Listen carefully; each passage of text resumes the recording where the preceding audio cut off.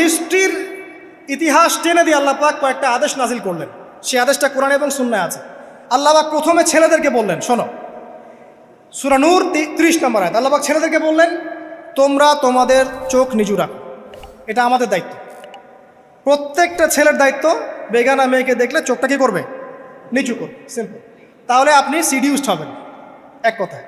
2 number, আল্লাহ পাক আমাদেরকে বললেন, তোমরা তোমাদের লজ্জাস্থানকে হেফাজত করো। কাদেরকে? আমাদেরকে, মানে ছেলেদেরকে। প্রথমে আল্লাহ পাক ছেলেদেরকে বললেন, চোখ নিচু করে রাখো, লজ্জাস্থানের হেফাজত করো। ঠিক আছে? সূরা বানী ইসরাঈল আল্লাহ পাক বললেন, জেনার ধারের কাছেও যেও না, ধারের কাছেও যেও না। আল্লাহ পাক আরও বললেন, যদি কেউ জেনা করে ফেলে সূরা নূরে, তাহলে তাকে 100টা বেত্রাঘাত করতে হবে। কয়টা? 100টা, এবং 1 বছরের জন্য তাকে বহিষ্কার করতে হবে। আল্লাহ পাক শাস্তিও দিলেন, শুধু তাত্ত্বিক বিধান দেন নাই, শাস্তিও দিয়েছেন। কারণ শুধু তাত্ত্বিক বিধান দিয়ে হবে? আমি যদি ওয়াজ করে বেড়াই, ভাই মদ খায় না, মদ খায় না, কোনো শাস্তি না অ্যাপ্লাই করি, তাহলে কি মদ ছাড়বে মানুষ? আমরা যদি বলি হত্যা করা মহাপাপ, মহাপাপ, দুর্নীতি করা মহাপাপ, মানুষ দুর্নীতি ছাড়বে? ছাড়বে না, যতক্ষণ না শাস্তি নিশ্চিত করা যাচ্ছে। আল্লাহ পাক তাত্ত্বিক কথা শুধু বললেন না, শাস্তিও নিশ্চিত করলেন।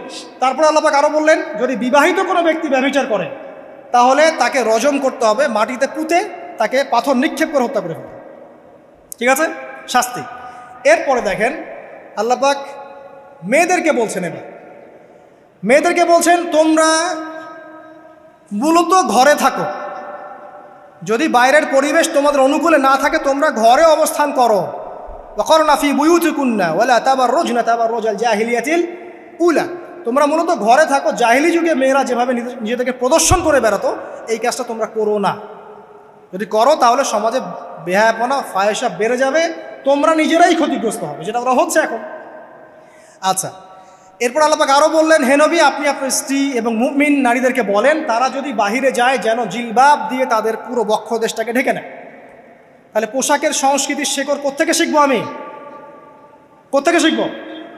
আল্লাহ পাক কর্তৃক নাজিলকৃত সর্বশেষ ঐশী গ্রন্থ থেকে শিখবো নাকি?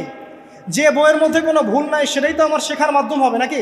নাকি যে দর্শনে 1000টা ভুল সেটা শিখবো আমি? আল্লাহ পাক এখানে বলছেন, মুমিন নারীদেরকে বলো, বাইরে গেলে পরে তারা যেন জিলবাব দিয়ে, কাপড় দিয়ে সুন্দর করে বক্ষদেশ এবং ঢেকে রাখে। বোরখার কথা এখানে নাই শব্দে। ঠিক আছে? ঢেকে রাখা, ঢিলে ঢালা পোশাকের কথা এসেছে। আচ্ছা, আসেন, আল্লাহ পাক আরও বললেন যে তোমরা অমুক অমুক অমুক অমুক, যেমন আপনার বাবা, আপনার ভাই, আপনার এই যে সন্তান, এই যে মাহারাম যারা আছে, এদের সামনে ছাড়া অন্যদের সামনে যখনই যাবে, তোমরা কিন্তু হিজাব অবলম্বন। তা আল্লাহ পাক হিজাবের বিধান দিলেন, চক্ষু নিচু করতে বললেন, লজ্জাস্থানের হেফাজত করতে বললেন।